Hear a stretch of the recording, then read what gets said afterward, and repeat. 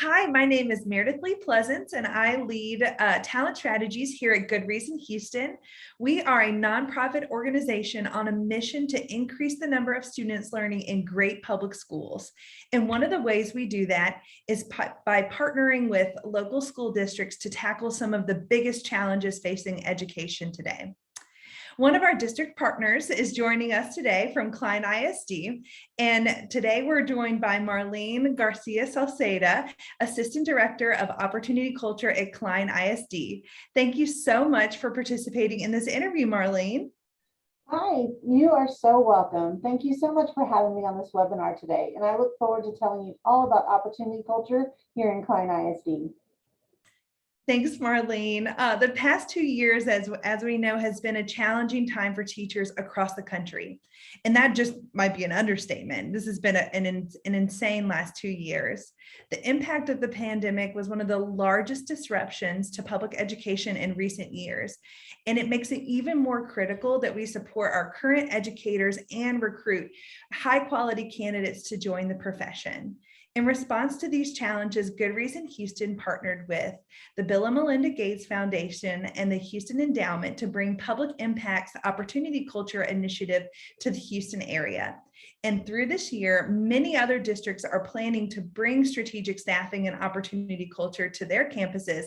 But Klein ISD was one of the first in Houston to take this bold and innovative action to provide paid teacher residencies to future teachers and to identify and reward top talent in their district to serve as leaders on their campuses.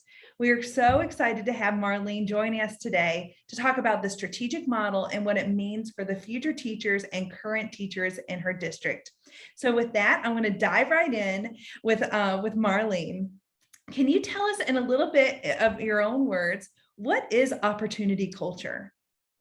So Opportunity Culture is an initiative that we started here in Klein that has restructured our pre-K through 12 schools, and it extends the reach of excellent teachers, principals, and their teams to more students for more pay within a reoccurring school budget.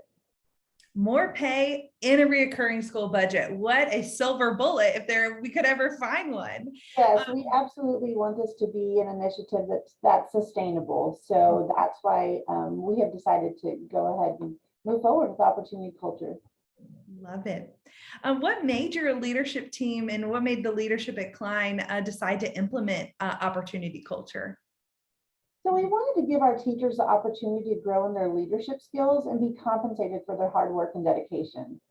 Most importantly, here in Klein, our vision is to retain, attain, and grow excellent teachers throughout our system so that every student learns in a quality environment.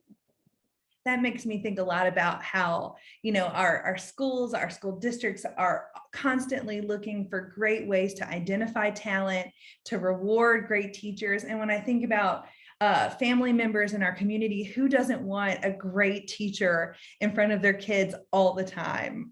But we'd love to know, what does opportunity culture, it's a big word, it has bold promises. What does it look like in Klein ISD?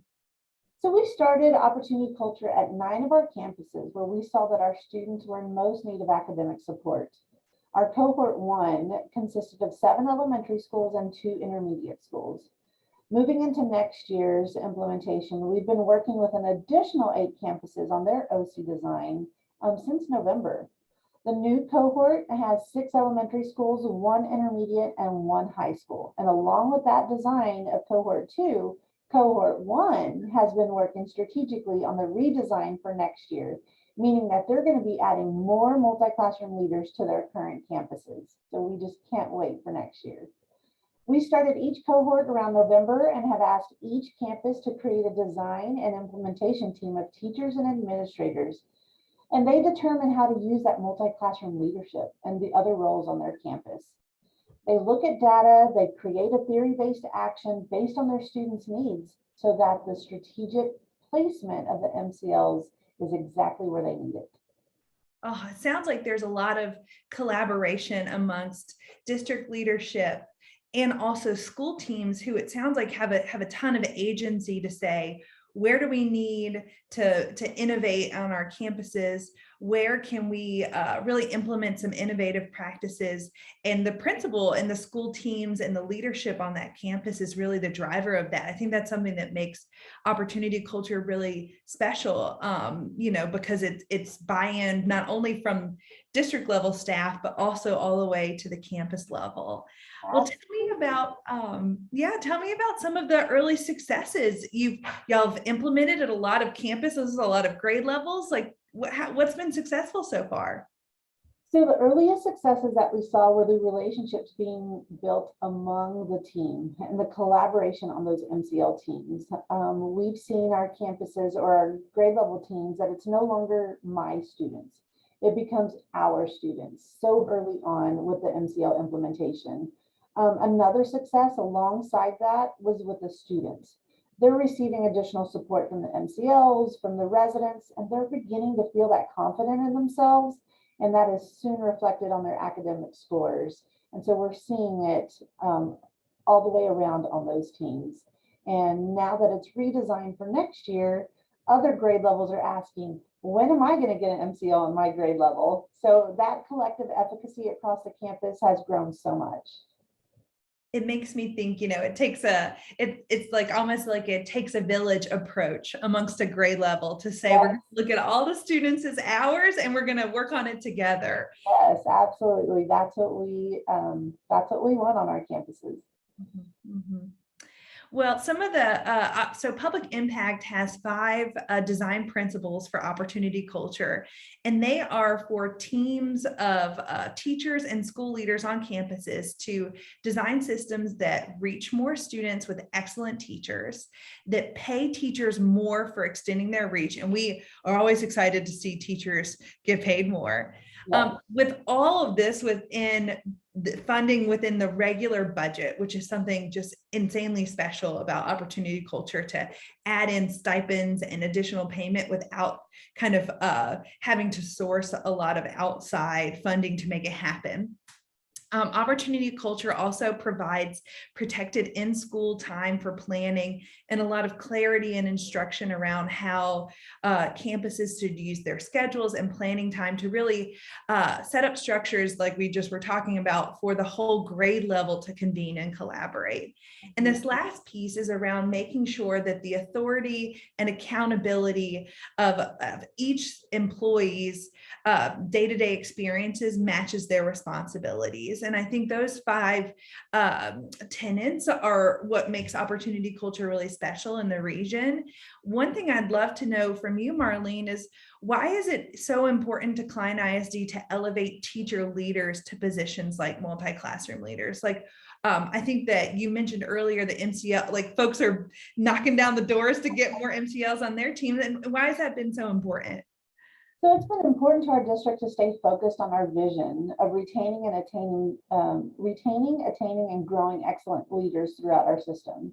And so by doing so, elevating teachers to the position of the MCL helps retain our high quality teachers, which then grow the capacity of their team members who can then become an MCL later on. Mm-hmm. The framework of opportunity culture is absolutely the role of the MCL, the multi-classroom leader. So it's a dual role, which one of the role is the teacher of record and the other is an instructional coach. So for half the day, they still have a classroom and they're teaching their content. And then the other half, they become that instructional coach to the other team members in that content area and grade level. And that MCL receives a significant stipend to compensate for the tasks that are involved in their role.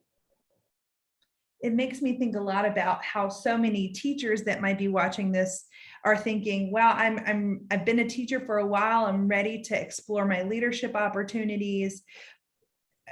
I thought the only opportunities were to go and get my master's and be a principal or to go be an instructional coach. And it sounds like the MCL is a really interesting way to not only impact your peers and coach and get to work with adults, but also still stay close to students. I think that's something really special about this model. Absolutely. I've heard many of our MCLs, we have 32 this year, and a lot of them are saying it's the best of both worlds.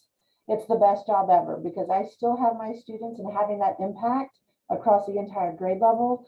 Plus, I'm building the capacity of teachers. And so they are loving it, and just can't wait to see what it has in store for us for next year. Yes, yes.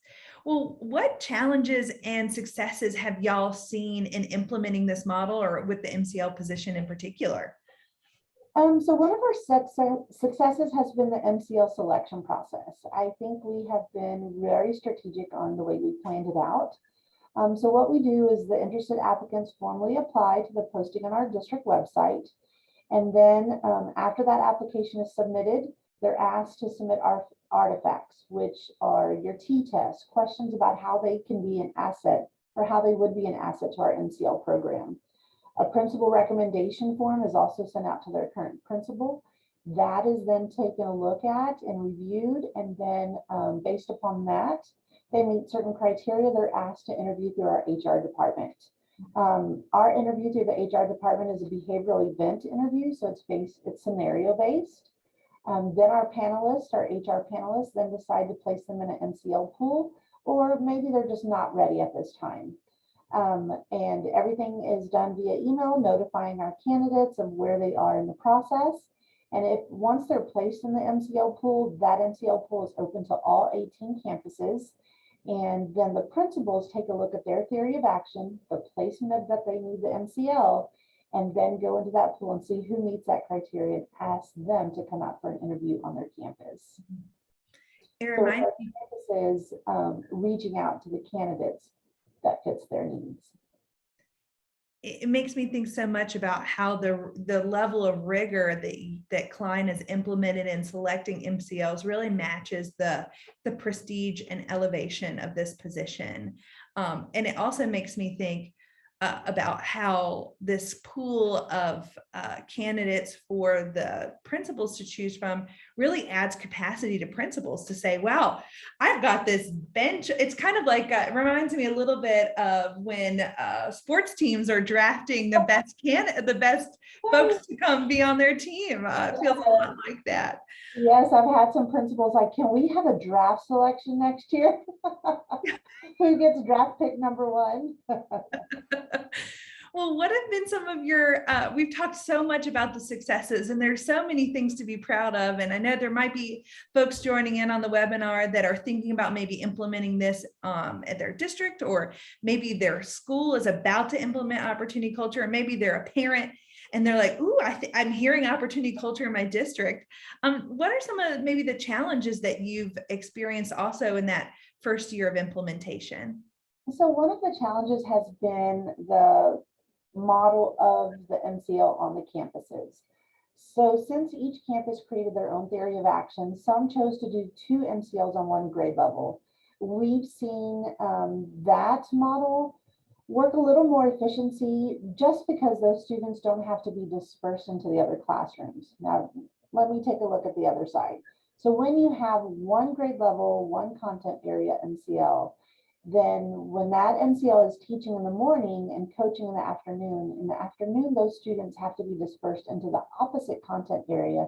So you don't have that one-on-one support in that opposite content area. Mm-hmm. We do have specialists who are able to push in and give that extra support. And then those teachers also become reach teachers because they're extending the reach to a larger class size than normal. So that's been one of our challenges, is the placement of our MCLs and what has worked for the best for the students.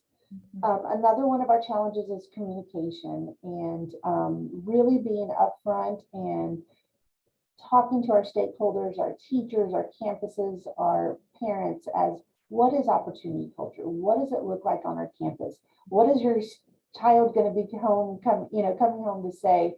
I have 3 teachers working with me today, or I have 2 teachers working. Like, why do I have 2 teachers? And so that way, everybody knows what OC is and what it looks like on the campus. Mm-hmm. And it sounds like these kind of these two challenges around, the finessing of the schedule for MCLs and placing MCLs, and also engaging stakeholders are definitely, it sounds like, solvable challenges that are probably a part of your planning for your second year of implementation. Yes, absolutely. those campuses that have the one MCL on the grade level, they're already, okay, if I've got an ELA, I need a math MCL for next year so that we can make that complete. So yes, and definitely with the communication part, a lot of our principals learned early on and saw that as a challenge. And so during faculty meetings, they had the MCLs talk to the faculty about the progress and about the great successes that they're seeing on their grade level. So that way, everybody on the campus was aware of it. I imagine too that that level of communication might have led to some of the other grade levels saying, "But I'm ready. Where's my turn?" Getting folks really engaged.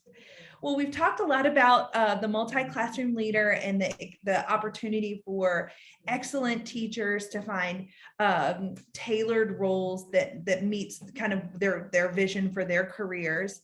On the other side of opportunity culture, and one of the most exciting features to this model is the paid sustainable residencies.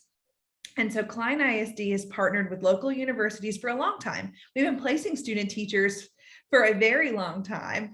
But what's different about the paid teacher residency model, and how has that strengthened Klein's relationship with your local university partners? So what is so different about our paid residency is that it's a year long. So traditionally, our student teachers are a semester long. But now with this implementation, they're with us from the beginning of the year to the end of the year. So they can experience what it's like to be a teacher from the beginning to the end. They're with us for 3 days a week in the fall, and then the full 5 days of the week in the spring semester. That paid residency is truly beneficial for our candidates. They not only have the privilege of learning hands-on for the whole year, but they are also mentored by one of our highly qualified MCLs. Oh, it's so, I think back to my time as a first grade teacher and how much a great mentor impacted. I think about my partner mentor teacher, my first year of teaching, and how important she was to help me learn the ins and outs of the profession. And this makes me think the resident experience before they're even a teacher of record, they're getting to experience like a high level of mentorship and support and modeling from great teachers. Yes. Can you tell us a little bit about how, what are residents what's maybe different about their day-to-day than when they're a student teacher? Is there anything special about how they're experiencing their training at the district? Yes, so the residents are on a little bit faster progression model that the EPP program has collaborated with the districts and the universities.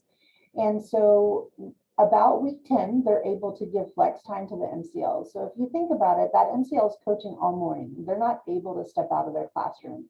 But once that teacher resident is ready, then they can take over their class, run small group, or facilitate an activity for a good 20 minutes while that MCL steps out and goes to visit other teachers in the morning when she's scheduled to be teaching. Mm-hmm. And so that has really helped out with our MCLs, because then they're able to reach each class period and each team member on their team. So the main focus for the year-long residencies, the paid residencies, are getting compensated so they can give that flex time to our MCLs when needed.